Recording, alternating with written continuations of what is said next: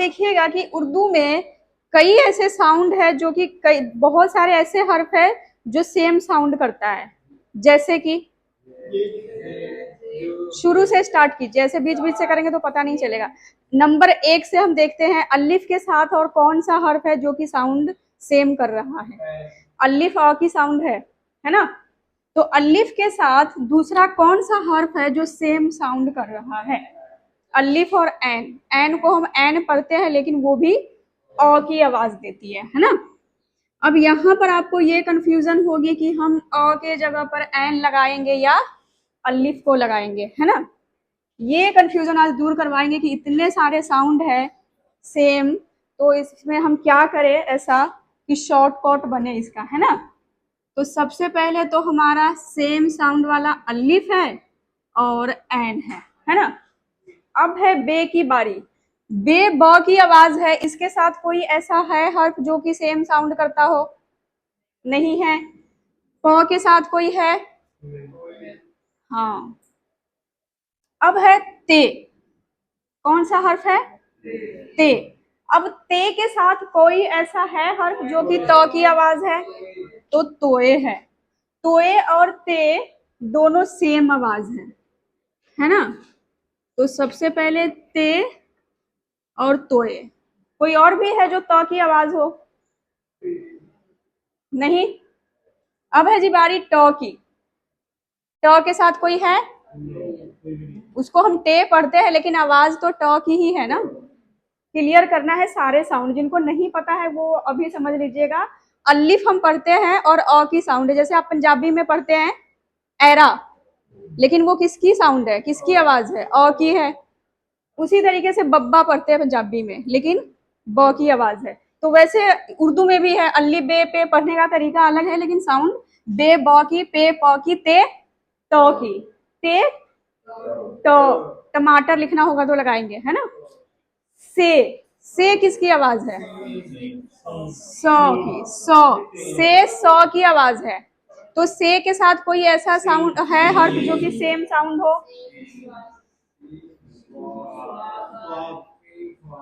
और कोई नहीं है? 3 है ना। तो यही हमने आज कंफ्यूजन दूर करना है कि इतने सारे साउंड है। कई बार तो ऐसा ही होता है कि सीखने वाले आते हैं साउंड ही देख के इतने सारे भाग जाते हैं, लेकिन उनको ये नहीं पता होता कि जल्दी ही इसको भी क्लियर करवा देते हैं कि इसकी भी कंफ्यूजन अभी दूर हो जाएगी कि हमने लगाना कौन सा है। से, दूसरा नंबर पे स्वाद, तीसरा पर है और दूसरा पर सीन है, तीसरा स्वाद है। अब देखिए ज के साथ कोई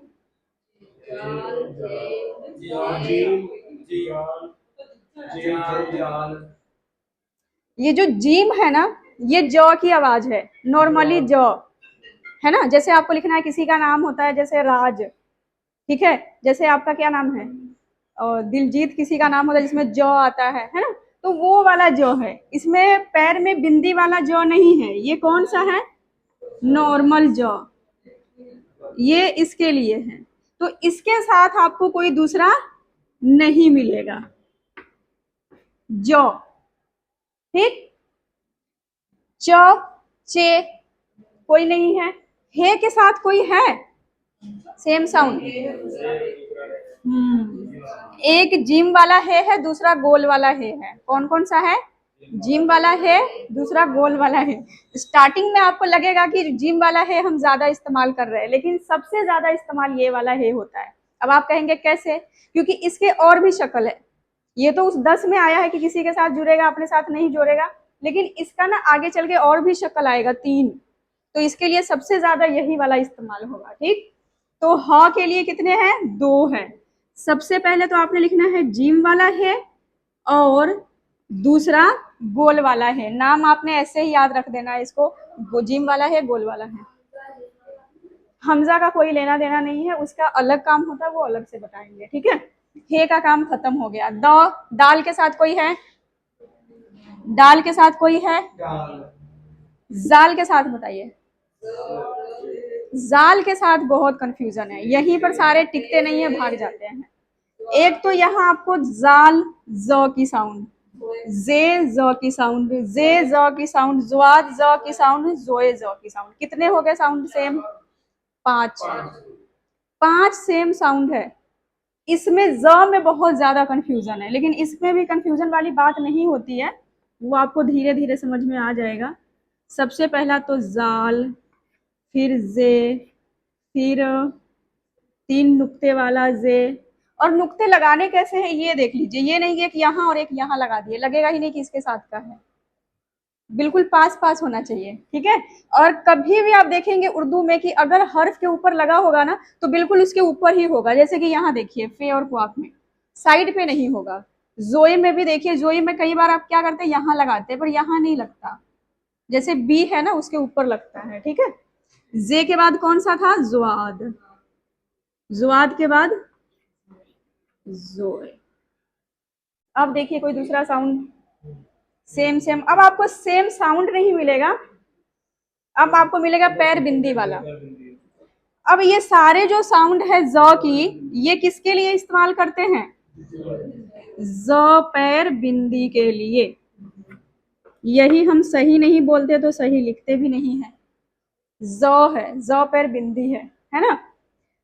तोए जोए का काम खत्म है, एन का भी खत्म हो गया, फे फो एक ही है, फो पर बिंदी वाला है, क्वाफ का है। अब ये बताइए कि क्वाफ और काफ में क्या फर्क है? बिल्कुल सही फरमाए हैं कि क्वाफ क पैर बिंदी के लिए यूज होता है, और क्वाफ किसके लिए यूज होता है? तो क पैर बिंदी के लिए, और काफ यूज करते हैं सिंपल क के लिए, है ना। ऐसे है। कोई और भी पैर बिंदी वाला है?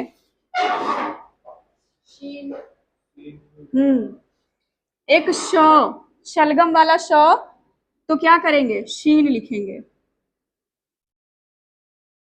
इसके लिए, है ना।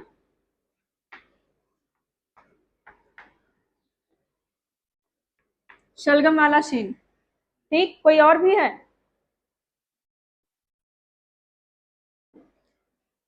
फ पर बिंदी के लिए फे, है ना।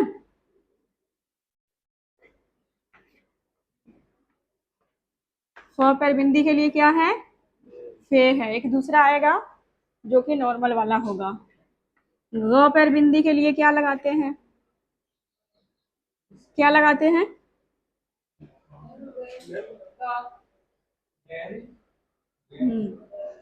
ग पर बिंदी के लिए गैन लगाते हैं, नॉर्मल गाँव के लिए गाफ लगाते हैं।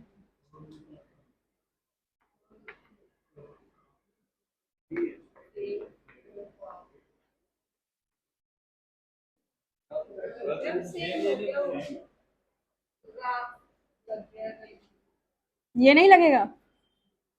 क्या लगेगा? आप लोग बोलते हैं गलत है वैसे। क्या बोलते हैं? गैन, गो गो। मिर्जा गालिब होता है, गालिब नहीं होता, गालिब। गैन बोलते हैं, ठीक है। तो ये वाला तो समझ में आ गया होगा।